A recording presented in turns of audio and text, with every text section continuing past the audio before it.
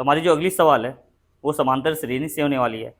सवाल करिए 10 और 250 के बीच 4 के कितने गुणज हैं, यानी 10 और 250 के बीच कितने नंबर ऐसे हैं जो 4 से डिविजिबल है, जो 4 से पूरी तरह कट जाते हैं, है ना। हमें वही नंबरों का पता लगाना है, कितने नंबर होंगे भाई 10 और 250 के बीच। तो इस तरह के सवाल में हम क्या करते हैं, हमें सबसे पहले तो फर्स्ट के 2 नंबर पता होने चाहिए। तो फर्स्ट के 2 नंबर यानी 10 और 250 के बीच शुरुआत के 2 नंबर कौन है जो 4 से कटने वाले हैं, यानी वो 10 से बड़े होंगे। तो पहली कौन है भाई 12 और दूसरी क्या होने वाली है 16, है ना। और हमें क्या करना है भाई, एक लास्ट के नंबर का पता लगाना है ना।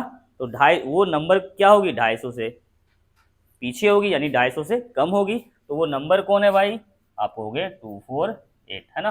तो शुरुआत की हमें 2 नंबर्स मिल चुकी हैं, एक हमें लास्ट के नंबर्स मिल चुके हैं जो 4 से डिविजिबल है, जो 4 से कटने वाले हैं, है ना। हमें पता करना है कितने नंबर होंगे, है ना, 10 और 250 के बीच। तो एपी में हम समांतर श्रेणी में हम क्या करते हैं, प्रथम पद को क्या से डिनोट करते हैं, या तो A1 से या तो A से डिनोट करते हैं। दूसरे पद को हम किस चीज से डिनोट करते हैं, हम A2 से डिनोट करते हैं, है ना। और लास्ट पद यानी अंतिम पद को हम डिनोट करते हैं AN से डिनोट करते हैं। हमें पूछा गया है कितने नंबर होंगे, यानी हमें n की वैल्यू पूछी गई है, हमें n की वैल्यू पूछी गई है ना। तो सबसे पहले क्या करते हैं, हम इन दोनों के बीच का अंतर निकाल लेते हैं, है ना। अंतर जिसको आप कहते हो सार्व अंतर या कॉमन डिफरेंस। तो D इक्वल टू होती है भाई क्या, A2 माइनस A1। हम नेक्स्ट नंबर में से पीछे वाले के नंबर को घटाते हैं तो हमें क्या मिलती है भाई, अंतर पता चलते हैं, उन दोनों के बीच का कॉमन डिफरेंस पता चलता है। तो A2 कितनी है हमारी 16 माइनस A1 कितनी है हमारी 12, है ना। कितने का डिफरेंस आ गया भाई 4 का। हमें D की वैल्यू मिल चुकी है। अब एक फार्मूला होती है भाई, अंतिम पद बराबर यानी AN बराबर होता है हमारा A plus N minus 1 into D, है ना। AN की वैल्यू यानी लास्ट पद कितनी है 248 इक्वल टू A कितना प्रथम पद यानी 12 प्लस N तो हमें पता ही नहीं है, हमें तो N ही फाइंड आउट करनी है, N माइनस 1 इंटू डी की वैल्यू क्या है भाई 4, है ना। चलिए इसे सॉल्व करते हैं। तो 248 equal to 12 plus 4 into n 4n 4 into minus 1 minus 4।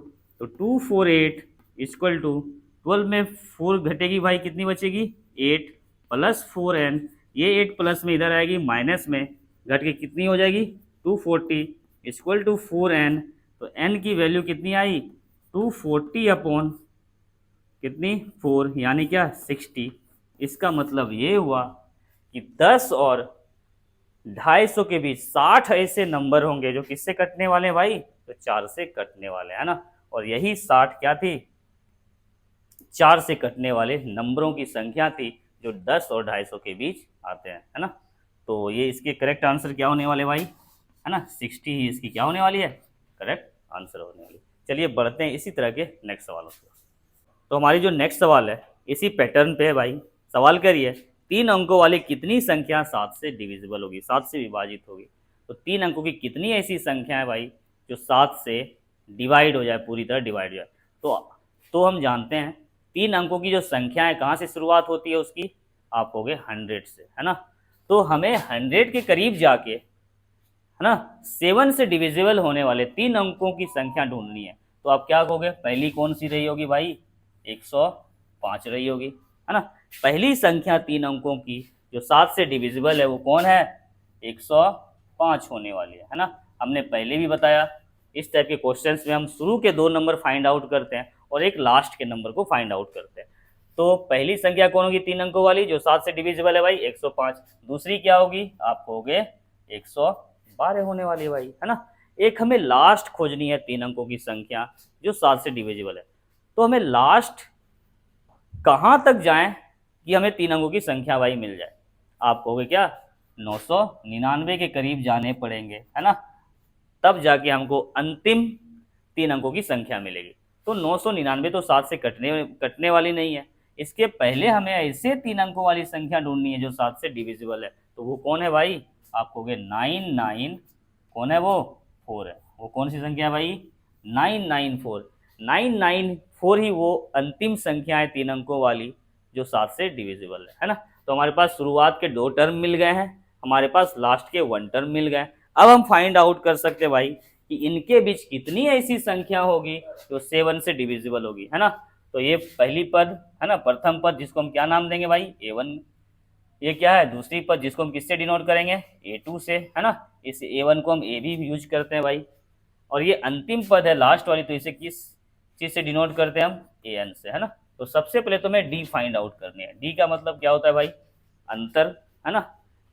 तो क्या है, डी बराबर क्या होती है, A2 माइनस A1। मतलब हमें नेक्स्ट नंबर में प्रीवियस वाले पीछे वाले नंबर को घटाना होता है। तो A2 कितनी है भाई, 112 माइनस A1 कितनी है, 105। दोनों को घटाया कितने का अंतर हो गया भाई, 7 का अंतर हो गया। अब हमें फाइंड आउट करना है कितनी ऐसी नंबर है 3 अंकों वाली जो 7 से डिविजिबल है।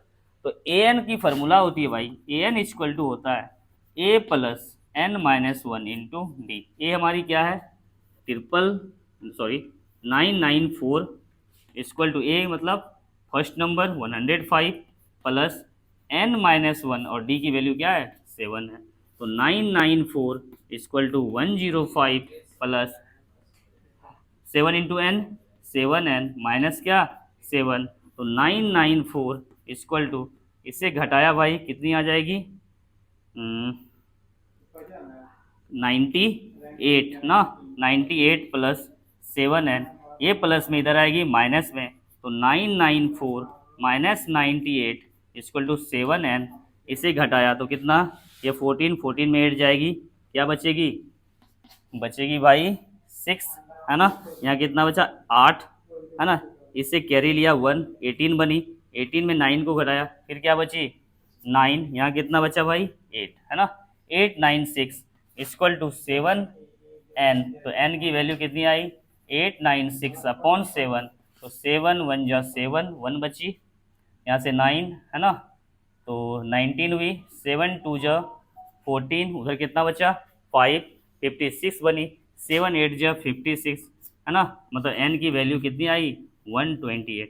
इसका मतलब ये हुआ कि 3 डिजिट के ऐसे नंबर, है ना, कितने होंगे, तो 3 डिजिट के नंबर 128 होंगे जो 7 से डिविजिबल होंगे। यानी 3 अंकों की कुल कितनी संख्या होगी, 128 संख्या होगी जो 7 से डिविजिबल होने वाली है ना। तो ये थी आज की हमारी सवाल। आई होप आपको ये पसंद आई होगी। अगर आपको हमारे कंटेंट, हमारे लॉजिक अच्छे लगते हैं तो प्लीज़ हमें फॉलो करें।